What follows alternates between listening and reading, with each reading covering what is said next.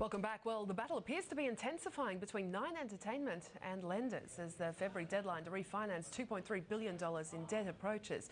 Some headlines this week include exchanges of letters between the Nine chairman Peter Bush, warning that Nine could even be put up for sale if agreement isn't reached by mid-next week, followed by a response from one of the key lenders, Goldman Sachs. Let's get James's reaction and some of the details on this.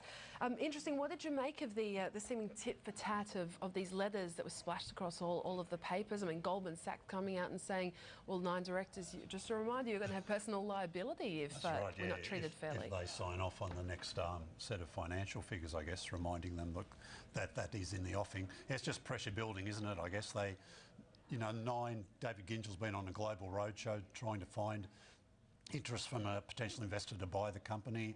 A few people kicked the tyres. We've talked about them on the show over the last year, but no one's really come up. So you look like it's going to end in a, they will go into some sort of receivership or just, a recapitalisation and start again, with a new ownership structure. Right, OK, so obviously one to watch at this stage. Those lenders getting the equity, yeah. But there is some pressure for them to sort this sooner rather than later, I think. So maybe some news next week. We'll have to wait and see.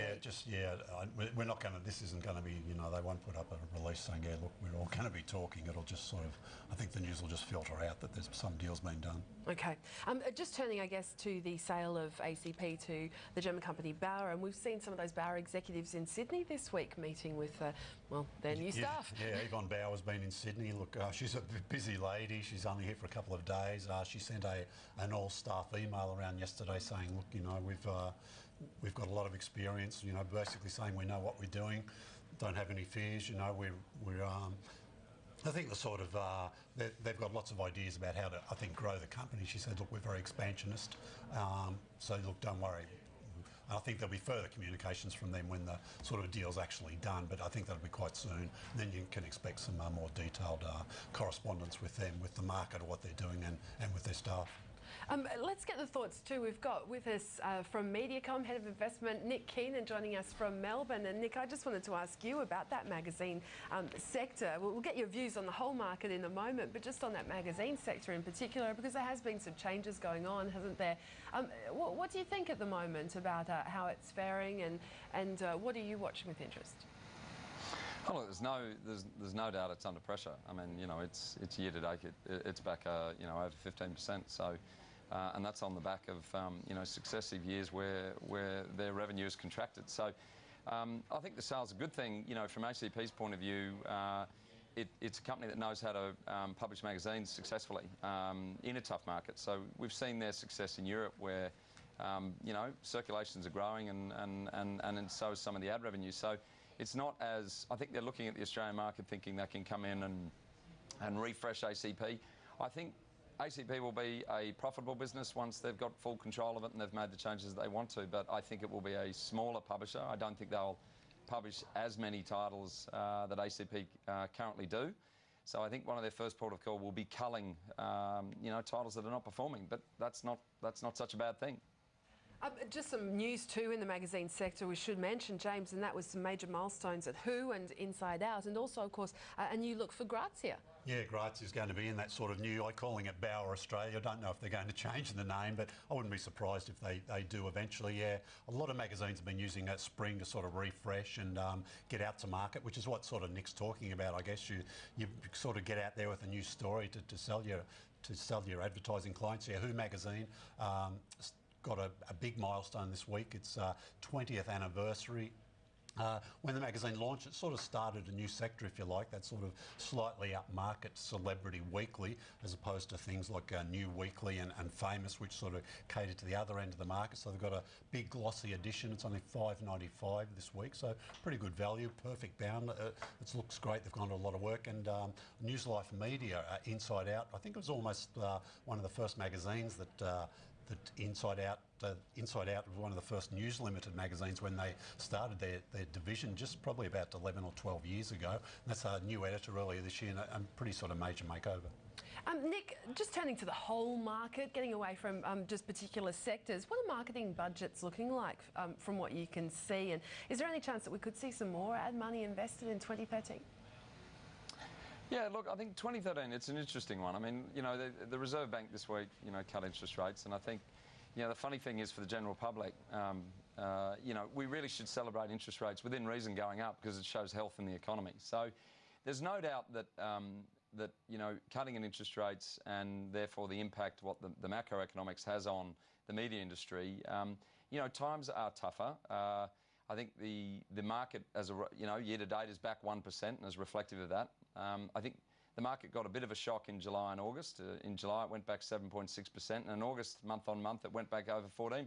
So we can't see too many of those sort of months, or really, you know, it'll throw out, I think, a lot of media analysts' forecasts, but I don't see that continuing. I think we've had a bit of a bubble with the Olympics. So, you know, getting back to 2013, it all depends on, you know, the economy.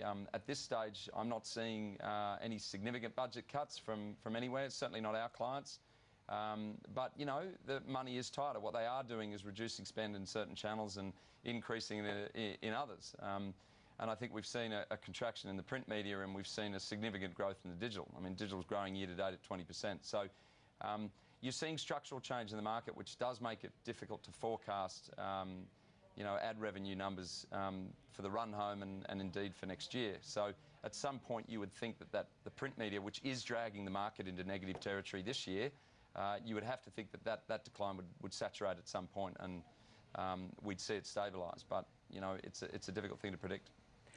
Just quickly on one sector, another sector in particular, and that's outdoor. And James, we've seen some pretty good figures from outdoor. Why is it doing so well? Yeah, look, probably because Nick and his colleagues have holding back some of their dollars from some of the other sectors, but they're continuing to invest in outdoor. Look, it's a much smaller player than you know, newspapers, television, online. But look, it's been doing good business. 6.5% was up in the third quarter of this year. You see the numbers there. Year to date, it's up 4% to about 355. You know, on those figures, they're going to be, you know, close to around the 600 million or more for the full year. Just quickly wanted to get to TV as well, if we could, and there were some very big audiences for the NRL and the AFL Grand Finals at the weekend. James, firstly to you, who had the most viewers, and were there record numbers in there? Yeah, I think of both the AFL, and AFL was on Saturday, of course, and the 7 broadcast that, NRL on Sunday with 9. Both broadcasts had their biggest audiences, I think, for 6 years, as coincidence, but AFL had the bigger number. More people in metro markets, about 400,000 more in metro markets. NRL actually had more in regional markets, and when you add all that together, you can see that the AFL had around 200,000 people more, so there's not a lot in it. NRL, of course, had a sort of semi-prime time. They have a twilight kickoff. That should help their audience. AFL's debating that big time at the moment, and some people think that could happen as soon as next year. And I guess that justifies the big right spends that we've been seeing for the next few years? You know, look, 7, we spoke to 7 this week. Look, they said their sponsors are pretty happy with this year, so, you know, they're thinking that things have gone all right. Whether that's, you know, they did invest a lot, whether that the soft market has hurt them, I think it might have. So they'd be, you know, people often do these 5-year deals and they think, look, it might bit of pain in the first year or two, then in the back end of the deal we might sort of make a bit more money.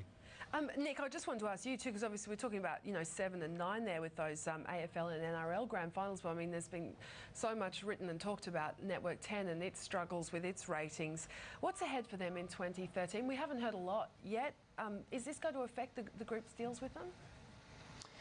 Look, you know, October 25th is the big day where we get to see 2013. So, you know, most of the market will negotiate their contracts in the run home to Christmas.